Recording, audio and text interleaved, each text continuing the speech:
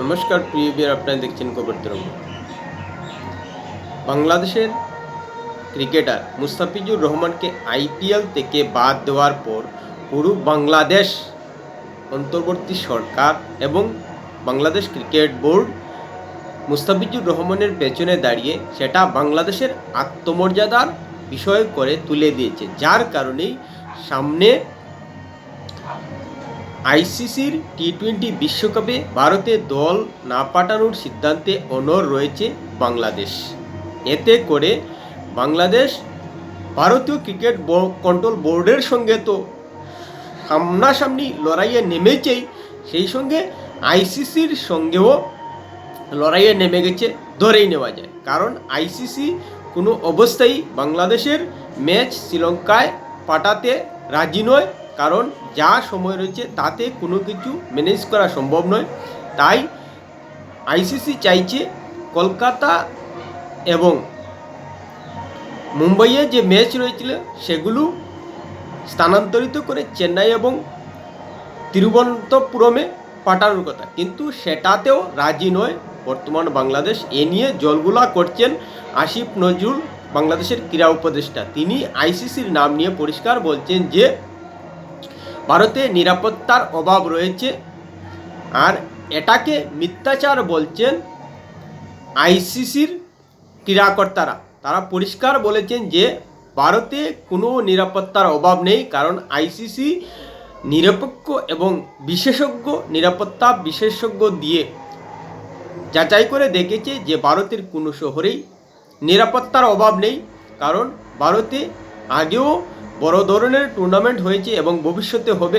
তাই আসিফ নজরুল যে কথা বলেছেন সেগুলো মিথ্যা, এবং সরাসরি আসিফ নজরুলকে মিথ্যাচার করছেন বলে আইসিসি বলে দিয়েছে। ভিডিওর ভালো লাগলে সাবস্ক্রাইব করবেন, এতে আপনার ক্ষতি হবে না, কিন্তু আমাদের উপকার করবে।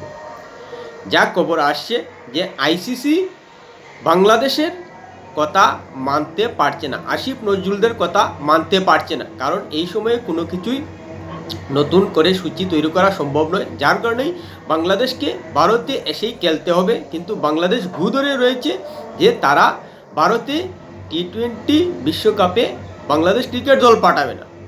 এতে কি হবে না হবে সেটা সময় এলেই জানা যাবে, কিন্তু আইসিসির তরফ থেকে এখন পর্যন্ত যা খবর এসেছে যে বাংলাদেশকে ভারতে এসেই ক্রিকেট বিশ্বকাপ খেলতে হবে। কারণ বাংলাদেশ নিরাপত্তার অভাব নিয়ে যে চিঠি দিয়েছিল সেটা খতিয়ে দেখে আইসিসি পরিষ্কার বলে দিয়েছে যে কোনো নিরাপত্তার অভাব নেই। যে নিরাপত্তার যাচাই হয়েছে তাতে পরিষ্কার উঠে এসেছে যে ভারতের নিরাপত্তার অভাব নেই, এবং এক্ষেত্রে যে বাংলাদেশ মিথ্যাচার করছে এবং নিরাপত্তা একটা বাহানা, সেটা আইসিসির কাছে বিষয়টি পরিষ্কার হয়ে গেছে। যার কারণে বাংলাদেশের ক্রিকেট বোর্ড বলা যায় আইসিসিকেই অমান্য করে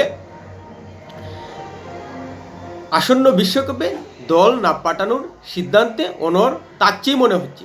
অথচ আইসিসিও পরিষ্কার জানিয়ে দিয়েছে যে খেলতে হলে ভারতে এসেই খেলতে হবে।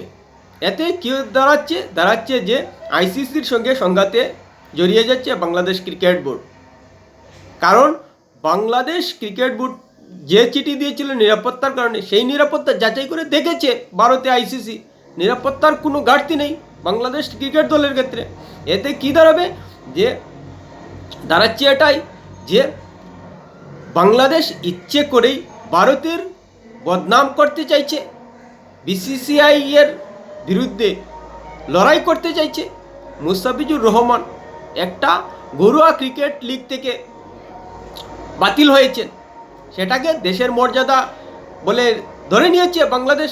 এক্ষেত্রে অবশ্যই আইসিসি ভবিষ্যতে বাংলাদেশকে নিয়ে দুবার ভাবতে বাধ্য হবে যে বাংলাদেশ অযথা দেশের নাম জড়িয়ে দেয় একটা ঘরোয়া ক্রিকেট লিগকে সামনে রেখে। এতে আইসিসির সামনে বাংলাদেশের বিশ্বাসযোগ্যতা ভবিষ্যতে কমবে ধরেই নেওয়া যায়। এতে আইসিসি আরও অনড় থাকবে এই কারণেই যে যদি এখন বাংলাদেশের মিথ্যা বাহানা, মিথ্যা দাবির কাছে নথি স্বীকার করে ম্যাচ অন্য জায়গায় পাঠিয়ে দেয়, তাহলে ভবিষ্যতে আরও অন্যান্য দল যে কোনো বাহানায় যে কোনো দেশে খেলার ক্ষেত্রে দাবি জানাবে আইসিসিকে, এক্ষেত্রেও কিন্তু আইসিসিকে কঠোর হতেই হচ্ছে। যার কারণেই যা খবর এখন পর্যন্ত আসছে যে বাংলাদেশকে টি-20 ক্রিকেট বিশ্বকাপ খেলতে হলে ভারতে আসতে হবে। আর এরপরও যদি বাংলাদেশ ক্রিকেট বোর্ড দল না পাঠায় তাহলে আইসিসি ধরে নেবে যে বাংলাদেশ ক্রিকেট বোর্ড আইসিসির কথা মানছে না। এতে করে ভারতীয় ক্রিকেট কন্ট্রোল বোর্ডও ধরে নেবে যে বাংলাদেশ ক্রিকেট কন্ট্রোল বোর্ড যে কোনো ঘরোয়া লিগকে দেশের প্রতিনিধিত্ব বলে ধরে নেয়। এক্ষেত্রে ভারতীয় ক্রিকেট কন্ট্রোল বোর্ডের বিশ্বাসযোগ্যতা বাংলাদেশ ক্রিকেট বোর্ড হারাবে এবং ভবিষ্যতে বাংলাদেশের সঙ্গে খেলার ক্ষেত্রে 10 বার ভাববে বিসিসিআই এবং আইসিসিও 10 বার ভাববে যে বাংলাদেশ ক্রিকেট বোর্ড আইসিসির কোনো নির্দেশ মানে না, এটাই বার্তা যাবে। সেই সঙ্গে মুস্তাফিজকে দলে রাখলে বাংলাদেশ ক্রিকেট দলের নিরাপত্তা হবে এবং বাংলাদেশের জার্সি পরলে নিরাপত্তার অভাব হবে কলকাতায় এবং ভারতের অন্যান্য শহরে। এই ধরনের আশঙ্কা করেছিল বিসিবি, কিন্তু সেগুলো অমূলক আইসিসির কাছে ধরা পড়ে গেছে।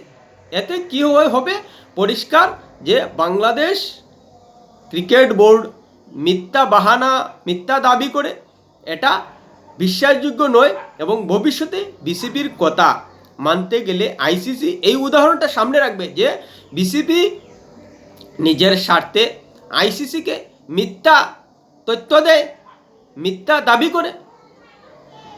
এবার না খেললেও বাংলাদেশ ক্রিকেট বোর্ড বিপদে পড়বে, আইসিসির কোপের মুখে পড়বে। আর খেললেও একটা উদাহরণ হয়ে থাকবে যে বিসিবি আইসিসির বিশ্বাসযোগ্যতা রাখতে পারেনি। অর্থাৎ আইসিসি ভবিষ্যতে বাংলাদেশের যে কোনো দাবি নিয়ে সেটা সঠিক অর্থেই সত্য কিনা প্রথম প্রশ্নটা মাথায় রাখবে, এই হচ্ছে।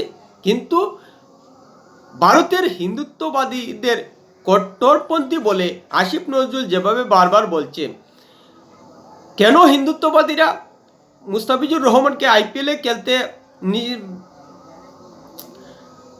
বাধা দিয়েছিল এবং খেলতে বাধা দেবে বলে সোচ্চার হয়েছিল এই কারণে যে বাংলাদেশে হিন্দুদের নির্যাতন করা হচ্ছে। আসিফ নজরুল কি একবারও বাংলাদেশে যে 107 জন এক মাসের মধ্যে হিন্দু হত্যা হয়েছে সে নিয়ে প্রতিবাদ জানিয়েছেন বা সে নিয়ে বলেছেন যে তিনি কিন্তু সরকারের একজন উপদেষ্টা, যে বলেছেন তার সরকারের আমলে যেভাবে গত এক মাসে 6-7 জন হিন্দু হত্যা হয়েছেন তার জন্য তিনি দুঃখিত, তার জন্য তিনি লজ্জিত, তার জন্য তিনি ক্ষমাপ্রার্থী বলেছেন একবারও। আসিফ নজরুল বা বিসিবি বলেছে যে তার দেশে যেভাবে বেছে বেছে হিন্দুদের হত্যা করা হয়েছে তার জন্য তারা খুবই লজ্জিত, তার জন্য তারা ক্ষমাপ্রার্থী। দেশের মানুষ সাম্প্রদায়িক উগ্রপন্থায় বিশ্বাস করে হিন্দুদের হত্যা করেছে, তার জন্য সরকারে থেকে ব্যর্থ হয়েছেন বলে আসিফ নজরুল নিজে লজ্জিত। একথা কখনো বলতে শুনেছেন আসিফ নজরুলের মুখ থেকে এবং তিনি এও বলতে শুনেছেন তার মুখ থেকে যে আর যাতে কোনো হিন্দুর উপর অত্যাচার না হয় সরকারের উপদেষ্টা হিসেবে তিনি দায়িত্ব নিচ্ছেন, একথা বলতে শুনেছেন আসিফ নজরুলকে। যে কারণে মুস্তাফিজুর রহমানকে হিন্দুত্ববাদীরা ভারতে খেলতে দিতে চায় না, সেই সমস্যা বাংলাদেশে মেটানোর কথা আসিফ নজরুল বিসিবির কর্মকর্তারা কি বলেছেন শুনতে পেয়েছেন এসব বলতে, যে বাংলাদেশের ভেতরে হিন্দু হত্যার প্রতিবাদে যেভাবে ভারতের হিন্দুত্ববাদীরা মুস্তাফিজুর রহমানকে খেলা নিয়ে সোচ্চার হয়েছেন, বাংলাদেশে যাতে কোনোভাবেই হিন্দুদের উপর আক্রমণ না হয় এবং হিন্দুদের হত্যা করা না হয় সেই দায়িত্ব উপদেষ্টা হিসেবে আসিফ নজরুল নিচ্ছেন এবং বিসিবি কর্তারা সরকারের সঙ্গে আলোচনা করে যাতে হিন্দুদের উপর কোনো ধরনের অত্যাচার না হয় সে নিয়ে বৈঠকে বসছেন সেই ধরনের কথাবার্তা বিসিবির কর্তাদের মুখে বা আসিফ নজরুলের মুখ থেকে শুনতে পেয়েছেন।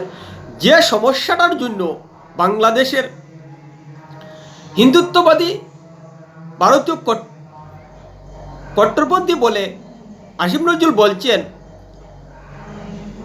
বাংলাদেশের সমস্যা সমাধানের নির্দেশ বা সমাধান করার প্রতিশ্রুতি দিচ্ছেন আসিফ নজরুল, দিচ্ছেন না কিন্তু মুস্তাফিজুর রহমানকে নিয়ে বিসিসিআই এবং আইসিসির সঙ্গে সংঘাতে লেগে গেছেন। এটাই আশ্চর্য যে এবার ভারতে খেললেও বিপদ, না খেললেও বিপদ।